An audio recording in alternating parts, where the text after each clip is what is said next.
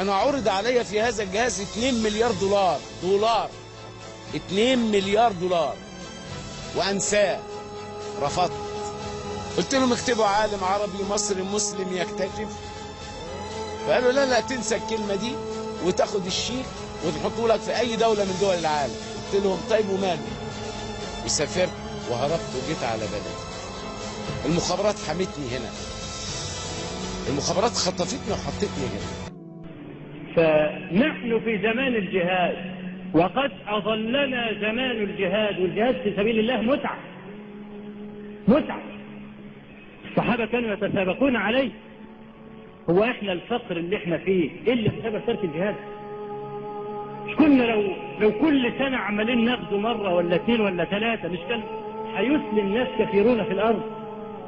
واللي يرفض هذه الدعوة ويحول بيننا وبين دعوة الناس مش بنقاتله وناخدوه أسرى وناخدوا أموالهم وأولادهم ونسائهم، وكل دي عبارة عن فلوس. كل واحد مجاهد كان بيرجع من الجهاد وهو جيبه مليان. ليه معاه 2 3 شحطة و3 4 نسوان و3 4 ولاد؟ اضرب كل رصة 300 درهم ولا 300 دينار ولا حاجة، ترجع بمالية كويس. لو هو راح عشان يعمل صفقة تجارية في بلاد الغرب عمره ما يعمل الأموال دي، وكل ما يتعذر ياخد راس يبيع ويفك أزمته. متى اخترعت هذا اخترعته من 2000. هل هو فعال؟ هل هو يقضي نهائيا على هذا المرض؟ يصدر كذلك للخارج؟ نعم يصدر. نعم. هذا اخترعته في سنة 2000 وكنت شاب شوية ومبتدئ. أخذت هذا الاختراع ورحت به لدولة أخرى، ماشي باش تنتجه هناك. نعم. رحت جمعت فلوس، جمعت أموال، نعم. عاودت وليت للجزائر وأنتجته في الجزائر. نعم. وما انتجتوش في الخارج. ما ننتجوش في الخارج. طيب هذا الشيء يعني شبك قال لك ما ننتجوش في الخارج.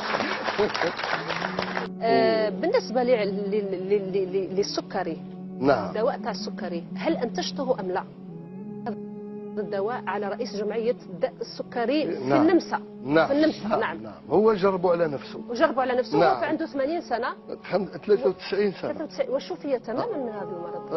93 سنة كان أعراض السكري مهما أنهم هما المنتجين الأوائل في العالم تاع الأنسولين، أعراض السكري يعني راح تقضي عليه، فإذا به يهبط للستاد ويلعب ماتش. سبحان الله، والله العظيم. الله صادق. دونك ولكن هل تعتبر هذا الدواء أم ربما يحتاج إلى مراحل؟ لا احنا عندنا دواء كيما ستوب شوت، سي او بو دو 6 جور تشوف لو شونجمون تاعك. ماذا اقترح عليك هذا هو اقترح المشروع ككل، هو في مش هو كجمعية كهيئة. نعم. هذا نوبل. الله أكبر. ورقم أرواح نوبل. وماذا اشترط عليك؟ داروا له تحاليل. وماذا اشترط عليك؟ هو ما اشترطش، هو الواقع، نهضروا درك الواقع. قال لي تاع أرواح وهذا مشروع نوبل، ما عندناش حتى منافس، ولكن ما دامك أنت عربي ما تقدرش تبارتيسيبي. وانا ما كانش قصدي نوبل تاعهم هذه، خلاص انا كانت عجبتني انه استعرف القدرات الجزائريه. يتكلم كثير من الناس في الصعود الى القمر، وهل صعدوا الى القمر او لم يصعدوا الى القمر.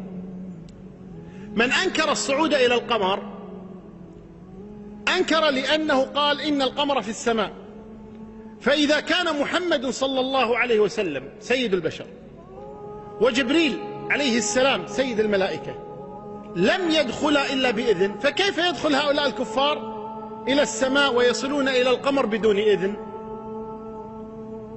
ثم إن بعضهم جاء إلى قول الله تبارك وتعالى: يا معشر الجن والإنس إن استطعتم أن تنفذوا من أقطار السماوات والأرض فانفذوا لا تنفذون إلا بسلطان. فقالوا السلطان هو سلطان العلم، وإنما أذن لهم بما معهم من العلم.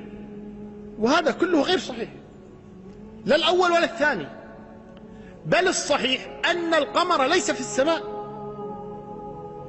القمر ملاصق للسماء، القمر قريب من السماء لكن ليس داخل السماء. ولذلك من وصل إلى القمر ليس بالضرورة بل ليس صحيحا أنه دخل إلى السماء. وأما قول الله تبارك وتعالى وجعل القمر فيهن نورا فإنه لا يلزم أن يكون داخل السماء، فإن الله تبارك وتعالى يقول لنا فامشوا في مناكبها، ونحن نمشي على مناكبها وليس في مناكبها. والله تبارك وتعالى يقول فاسعوا فيها، ونحن نسعى عليها ولا نسعى فيها. والله قال عن فرعون ولأصلبنكم في جذوع النخل، وإنما صلبهم على جذوع النخل وليس في جذوع النخل. ومن ذلك قال أهل العلم إن أحرف الجر تتناوب، والمقصود وجعل القمر فيهن نورا أي جعل القمر عليهن نورا، وليس في السماء أي داخل السماء، فالقمر خارج السماء، وإنما هو من الكواكب القريبة من السماء. أما السماء فمحروسة محفوظة لا يدخلها أحد إلا بإذن. أرض ثابتة لا تتحرك. الأدلة العقلية بارك الله فيكم، نذهب إلى مطار الشارقة، نريد أن نذهب إلى الصين بالطيارة، واضح؟ ركزوا معي. هذه الأرض إذا قلتم أنها تدور، إذا خرجنا من مطار الشارقة برحلة دولية إلى الصين، الأرض تدور صح؟ طيب لو وقفت الطائرة في السماء أليست الصين تأتي؟ صح ولا لا؟ تدور وتأتي الصين ولا ما تأتي؟ طيب لو كانت الشمس الأرض تدور هكذا، لو تمشي الطيارة ما أدري كم تمشي لن تستطيع أن تلحق الصين، لأن الصين تدور وأنت تدور، ولن تستطيع أن تصل إلى الصين لأنك تدور وهي تدور، فكيف تصل إلى الصين؟ ذكر لي أحدهم أنه جرح ولده في بعض المواجهات وجيء به إلى البيت، يقول فطرقوا علينا الباب وكانوا يضربون الولد ويقولون من الرجال البيض على الخيول البيض اللي معكم؟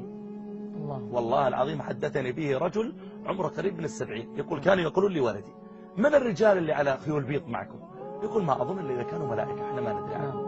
وحدثوني أنهم في درعا لما أغلق عليهم 3 أيام لا ماء ولا كهرباء، وكانوا يرمون الخزانات المياه بالرصاص حتى يخرج كل ما فيها من ماء، فلما يعني وقع ذلك يقول كاد الناس أن يموتوا 3 أيام، يقول والله ما تسمع في البيوت إلا لا إله إلا الله والله أكبر تضج بها البيوت، يقول فإذا بالسماء تتشقق علينا بالماء ونغرق من كثرة الماء وشبعنا وروينا